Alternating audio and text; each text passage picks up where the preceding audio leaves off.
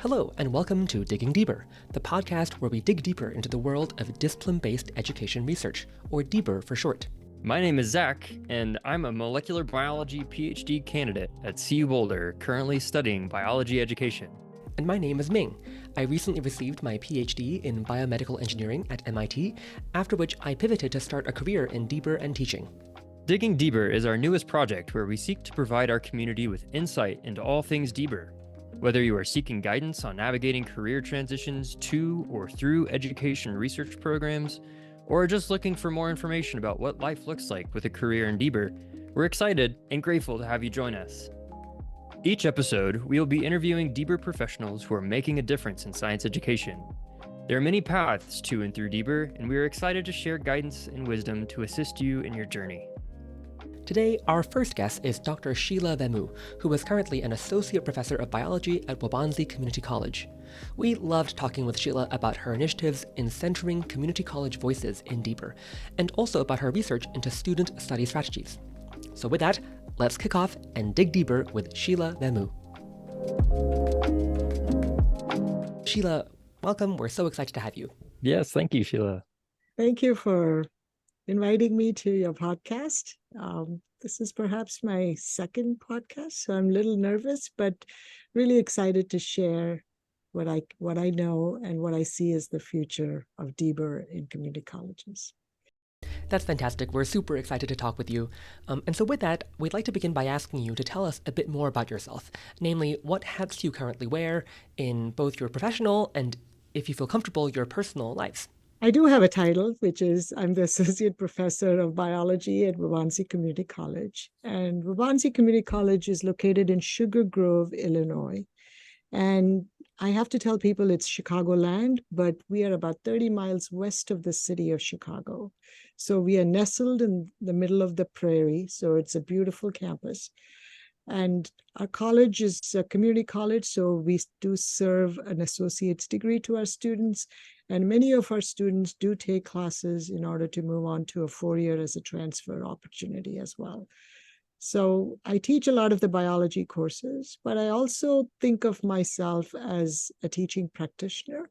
So that's a hat that I have self-acclaimed and decided to use it. And that is to look at the classroom as a way for not only for me to engage in content, but also to give my students a chance to experience what is it to be a scientist and to do what scientists do, and then for them to also think about their future careers as they move forward.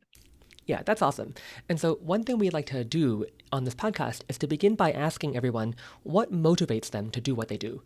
And so how would you answer that question, Sheela? Why do you do what you do?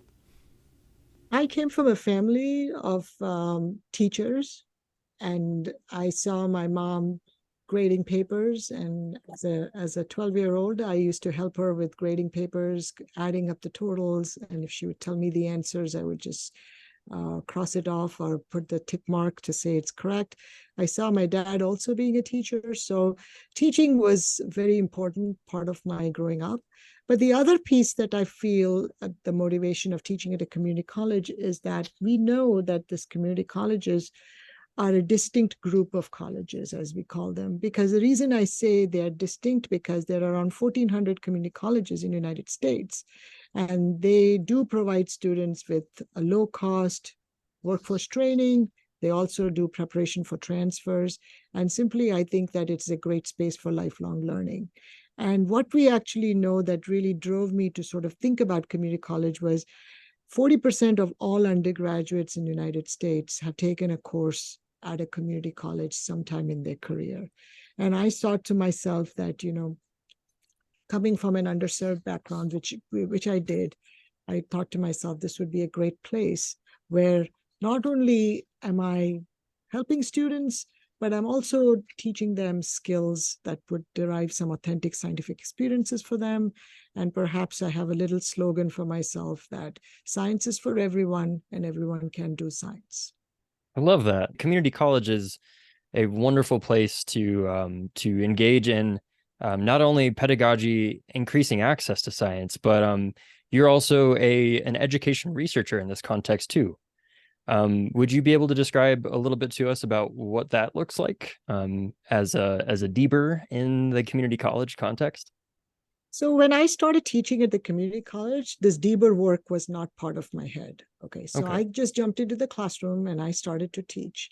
Mhm. And very quickly, I realized that there was a network of community college instructors. They were called the Bio Insights, and that was a National Science Foundation network. And they were available for me to actually investigate teaching and learning in the classroom because I started asking these questions. If I teach a certain way, how do my students respond? So I was looking at the evidence, and then as I was backtracking the evidence to what I wanted it to be, I started to think about interventions, and then I would start to think about what if I did this, what would happen in the classroom? And then somebody said to me that DBER is this kind of work, right? So DBER work actually talks about this kind of generating evidence with the goals of improving biology education. And I said, maybe I should join this community network. And I joined that community network, and I quickly realized that the students that were in my classroom were really struggling with studying. It was not just the financial duress of studying, but it was typically what they were struggling was how to study certain concepts. Mhm. And as we typically know that a lot of these students, they may not have come from high schools that had perhaps the best opportunities for them to learn on how to study certain topics. Most of them were just cramming, and some of them were not even taking the time to put in the work that was needed to get to that level. So when I started asking all of these questions about metacognition, study strategies, how to get students to do authentic scientific research, then I said, oh, this DBER may be a good place for me to delve in, because now some of my teaching practices could actually inform the scholarship of teaching and learning in the community college. So let's really dive deeper into that. To make that really explicit for our listeners, why is it so important, Sheela, to center the experiences of community colleges in DBER? And what are some of the main ways in which that context is different from that of a four-year university?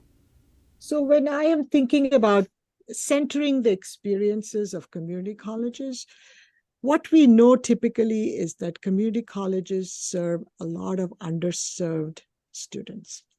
And typically the statistics actually shows that many of the students who come to community colleges, at least for maybe a year or transfer or perhaps even take a course, are perhaps from the historically excluded center status. And many of them are first generation. I have a lot of them in my classroom. Many of them also have a low socioeconomic status.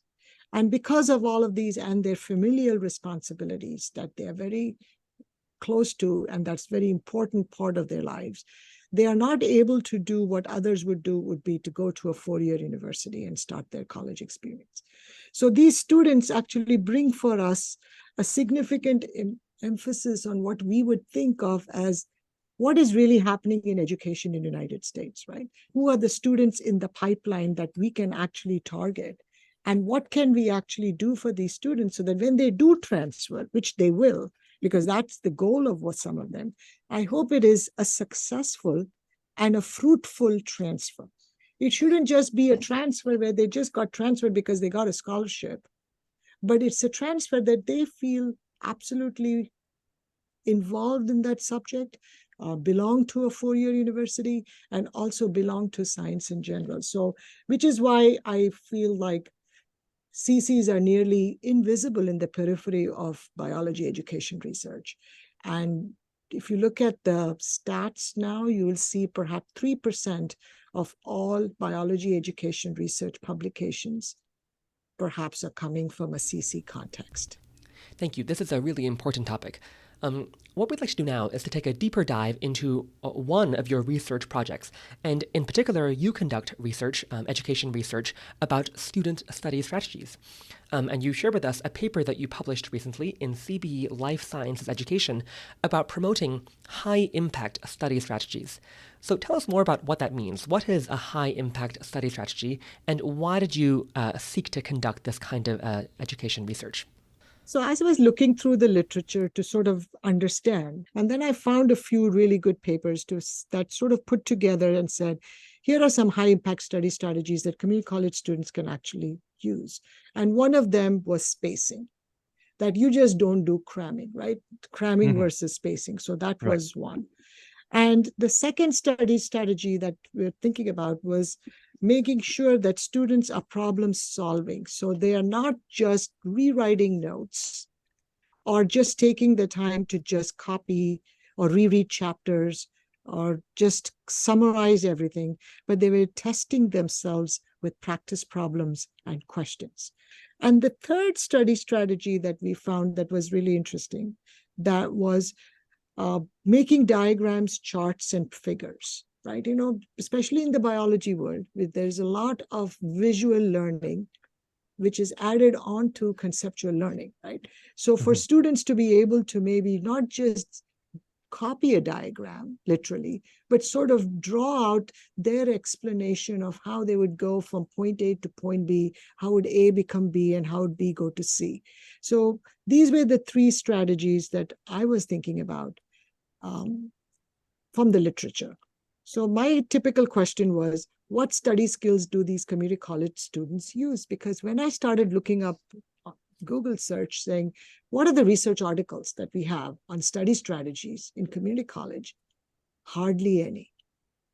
There were a lot of community college faculty who were publishing in the DBER world, but the question was not a community college question. The question was a four-year question that the community college faculty were providing data to support, or maybe perhaps compare and contrast. But there was nothing that said, this is what happens in a community college classroom. And really, that's where your study comes in, because you were asking the community college question. And so then returning to your study, you were seeking to increase the adoption of these high-impact study strategies amongst the students in your classroom. So please tell us a bit more about what kinds of interventions you design to increase the adoption of these high-impact strategies amongst your students. So the intervention that I used was very interesting. I presented these high-impact study strategies 5 times in my classroom. So we have a 16-week course. So every couple of weeks, I was doing this presentation on high impact study skills. And the way I would do the presentation would be is I would, let's say I would pick, say, test yourself with questions and practice problems. Then I would go over an example for them and say, this is how you test. You don't test by actually making a flashcard. You don't test by actually making a Quizlet, because students think that. Then I would also go up and say, how do you space yourself, right? Spacing as in not cramming. So that was my intervention. And then I had an exam wrapper. Although systematically in DBER, exam wrappers have not shown to be highly effectively correlated to academic achievement. But the way I used the exam wrapper was for a reflection. Because there's one thing that you, being the sage on the stage, is just teaching all of these practices to them with an example of how to use it. But you also want students to reflect. And my exam wrapper questions were like, how many times did I review this chapter with problem solving? How many days before the exam did I start to look into my notes? You know, something very simple, so that I'm asking my students and then asking them, out of the 100% time that you spent studying, what percentage of time was underlining? What percentage of time was you're studying with friends? What percent of your time were you just copying notes from the textbook or going to checks for just some answers? And what percent of the time you were actually taking some notes on things you did not understand? So that sounds great, and it sounds like a very beneficial support for students.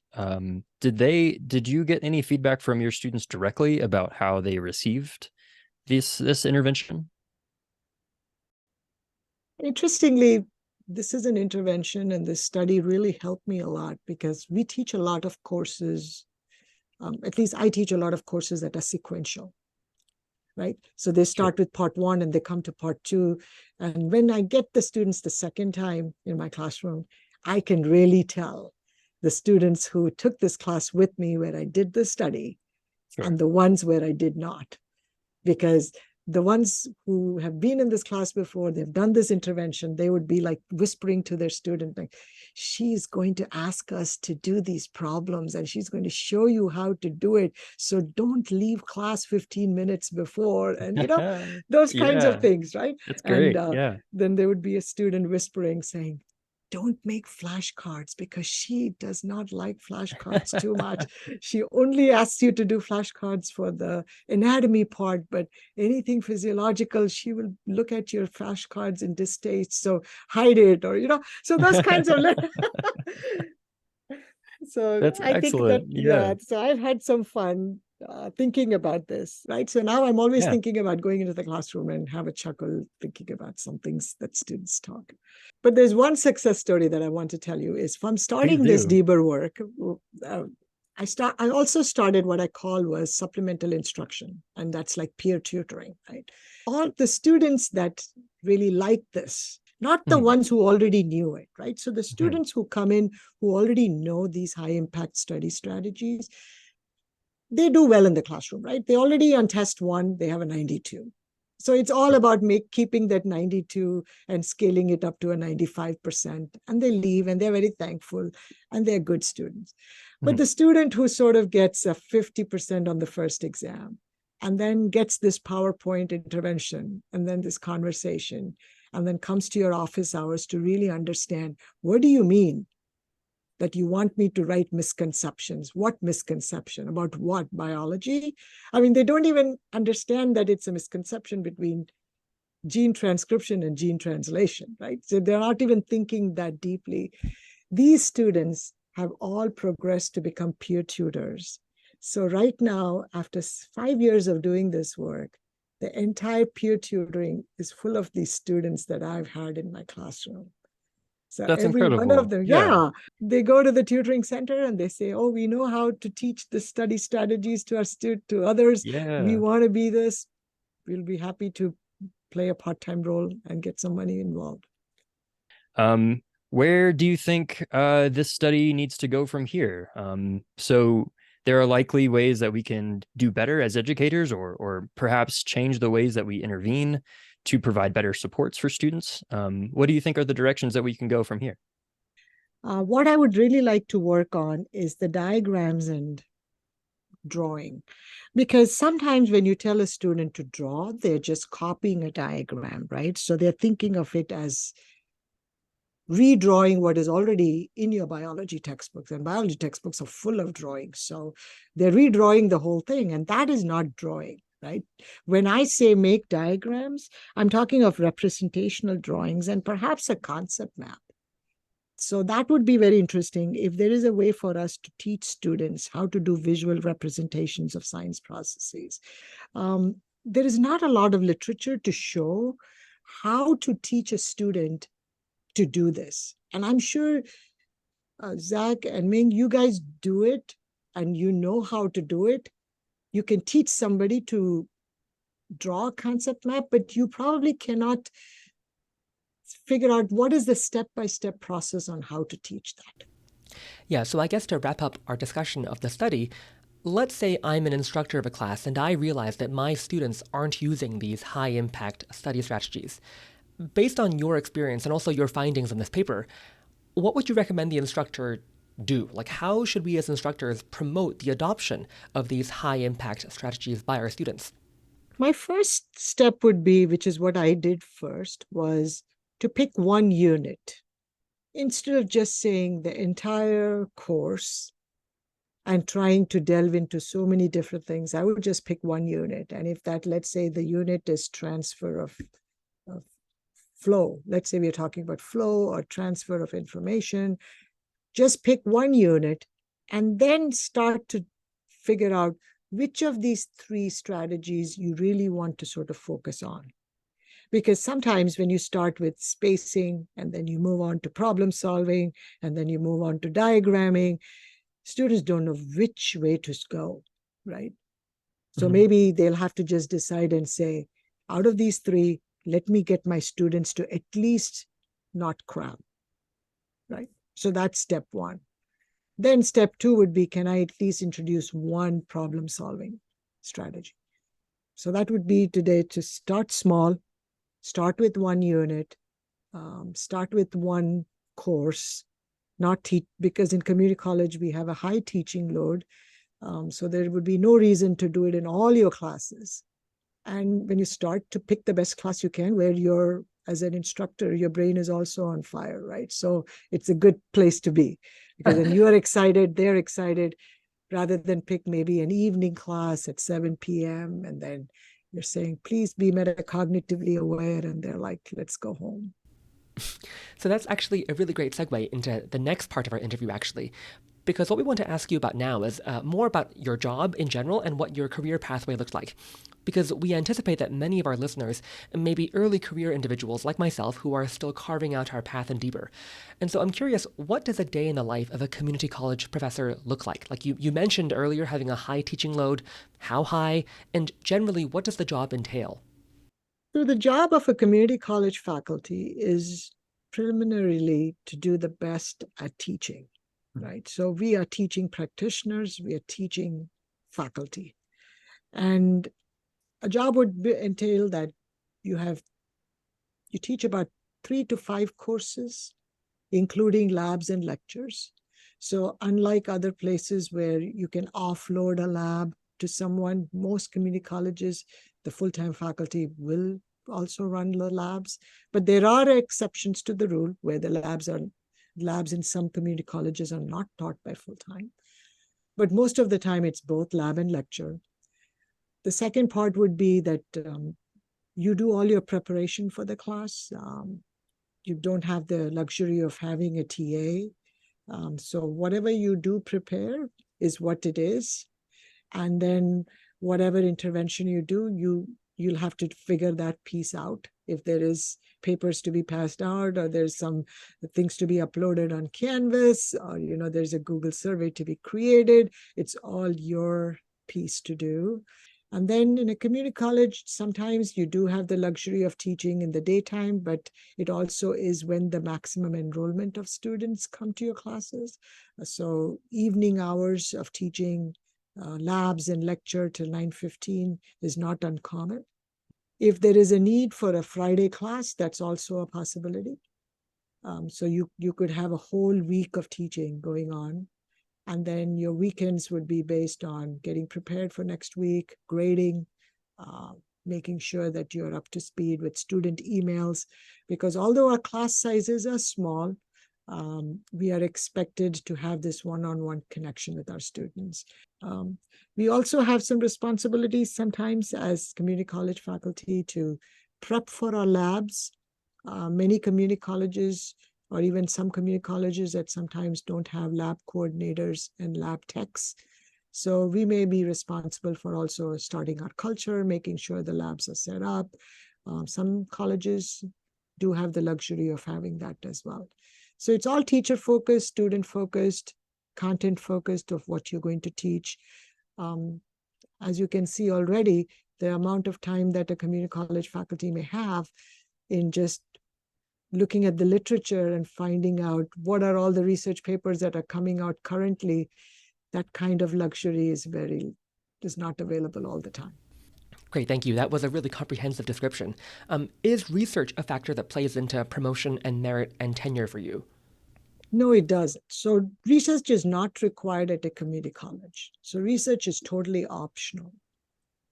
But if the research sort of fits in with your teaching, which is why DBER makes a lot of sense, right?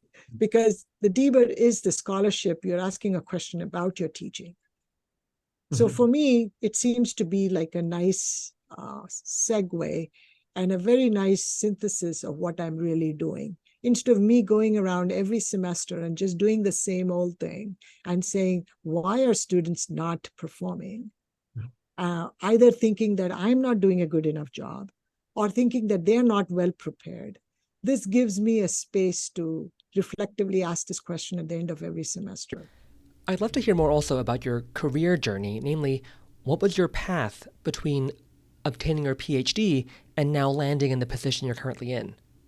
So my PhD was in Chicago Medical School, and I worked in the lab all the time. I worked protein purification. I did a lot of my culture work. And so I came from a space where evidence was working in the lab, right? So until you had evidence of that kind of work, you were not really a scientist.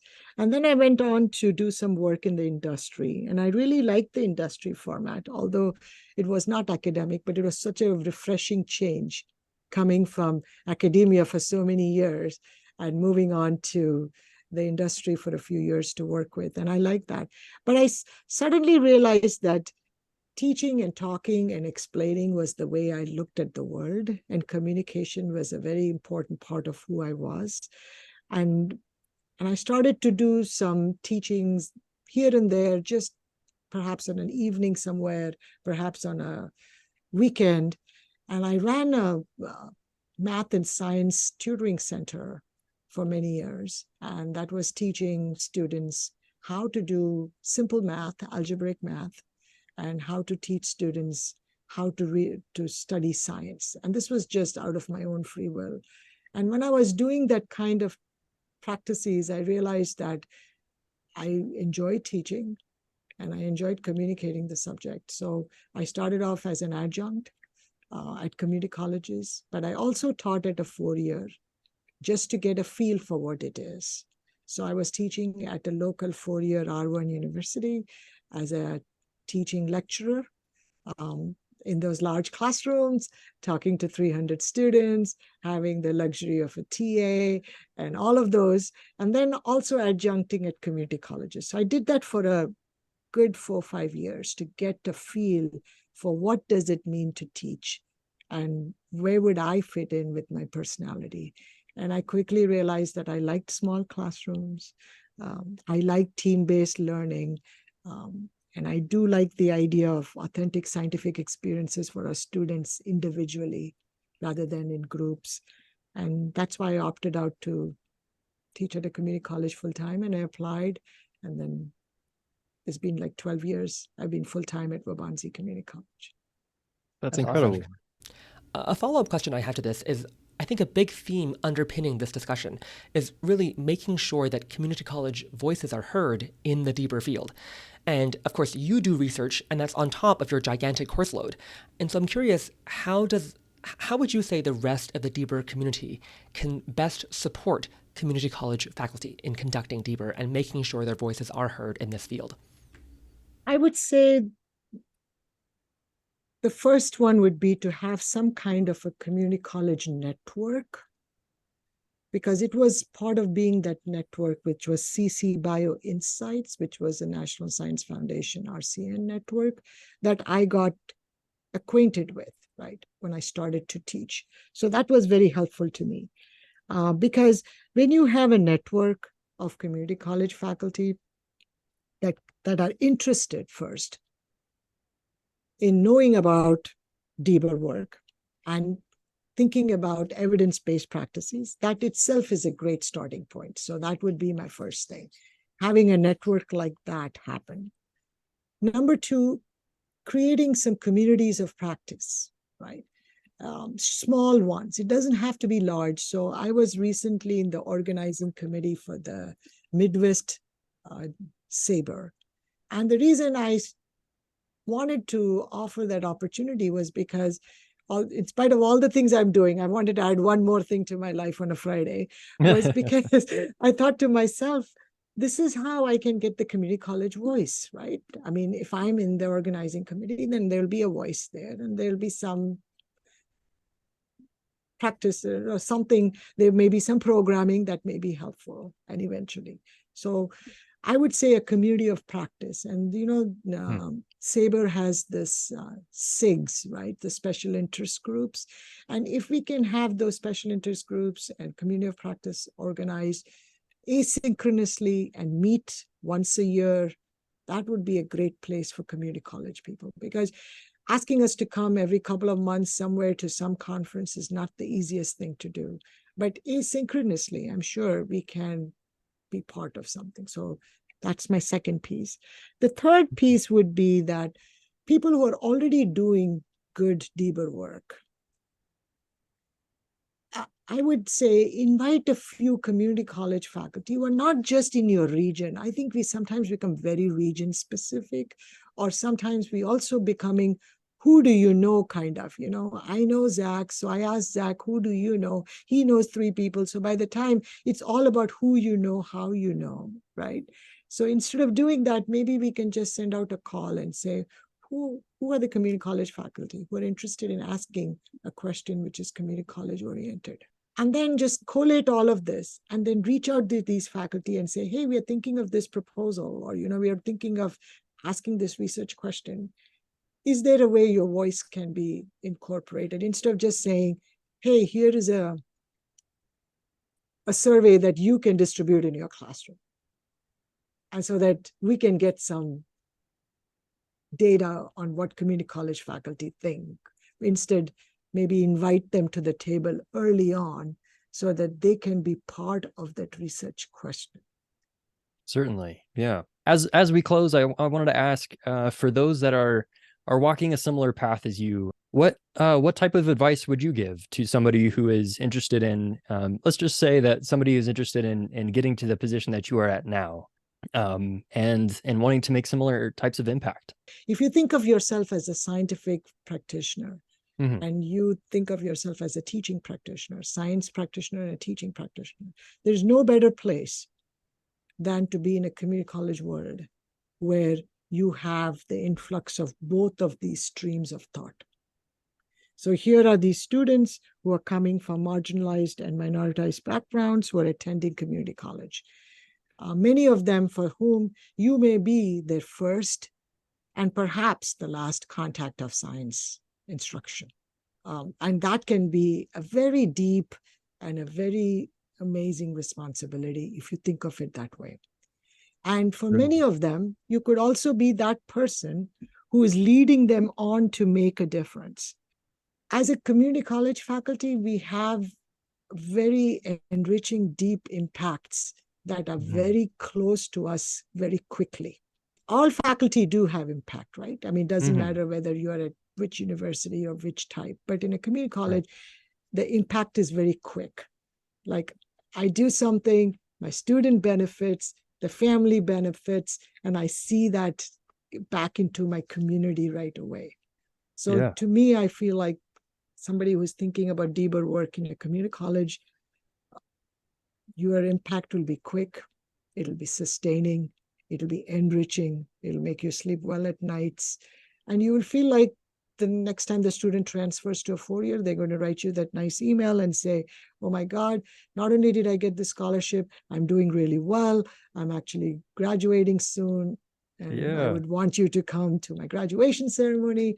All of that happens very quickly at a community college. And if you like speed and you like to see the speed of your impact, there is no better place than a community college.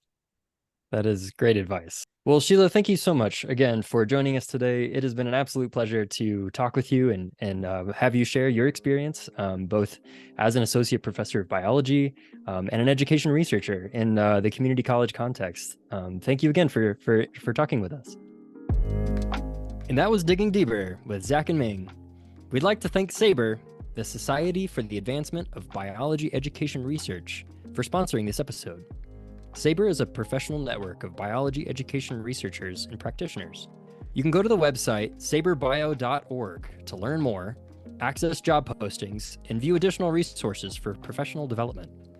We're also hugely grateful to all our friends who volunteered to help produce the podcast, including Julia Mallory, Faith Frings, Ethan Roberts, and Ashley Wright. And finally, thank you for joining us today.